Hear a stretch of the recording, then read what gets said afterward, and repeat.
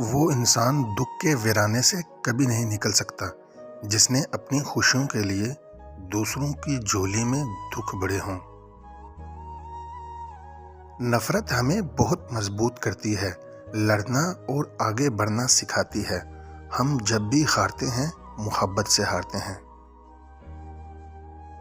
حضرت انسان بھی عجیب ہے، زندگی کی شطرنج کھیل رہا ہے نا۔ اگر لڑائی طاقتور سے ہو جائے تو فیصلہ اللہ پر چھوڑ دیتا ہے، اور اگر لڑائی کمزور سے ہو جائے تو فیصلہ خود ہی کر لیتا ہے۔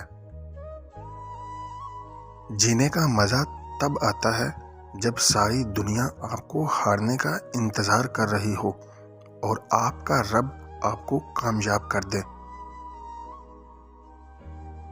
اپنی نیکی چھپانا آپ کی عقل کا امتحان ہے، اور دوسروں کے گناہ چھپانا آپ کے کردار کا امتحان ہے۔ لوگ جتنی مرضی گزارشیں کرتے رہیں، جن کے دل میں بغض ہو وہ کبھی بھی آپ کو نہیں سمجھ سکتے۔ برا وقت گھوڑے میں بیٹھ کر آتا ہے مگر جاتا چیونٹی کی پیٹھ پر ہے، مگر جاتے ہوئے بہت سے مطلب پرست اور فضول لوگوں کو بٹھا کر لے جاتا ہے۔